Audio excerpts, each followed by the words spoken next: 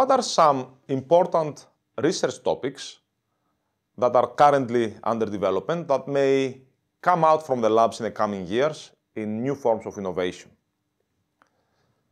It's important to realize that this area is, first of all, recent in terms of understanding how these latest generation AI systems work. Even though AI is decades old, these new models, the deep learning models, as we say, are only about 10, 15 years old, at least in the form we know them today.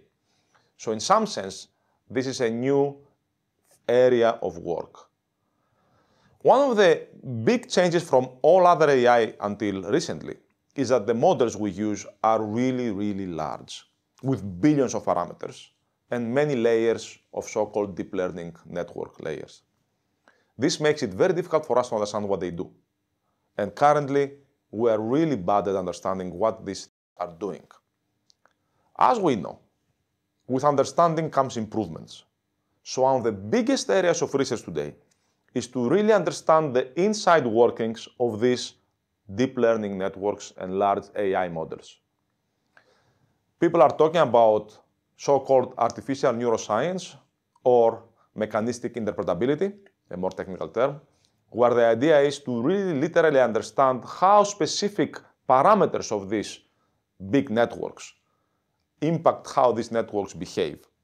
Can we change some of the weights or remove some of the neurons of the neural network, some of the billions of parameters, and make, for example, a large language model forget a specific concept or never talk about a specific concept like, let's say, guns? Surprisingly, we already have quite some progress on how to do this, which is a little bit like doing a surgery.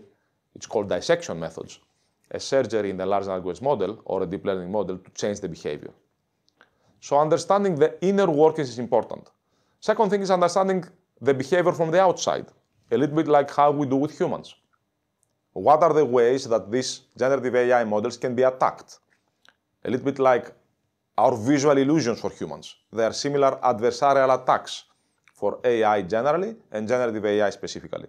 How can they be attacked with specific prompts, prompt injection, or other kind of attacks?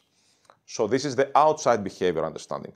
As we improve those two, both how the inners work and how the outside works, we will be able to both improve these methods and the tools and better control their behavior and more safely implement these technologies across all sorts of applications, potentially from healthcare, high-risk applications, and to other less high-risk, less risk applications in business and in everyday life.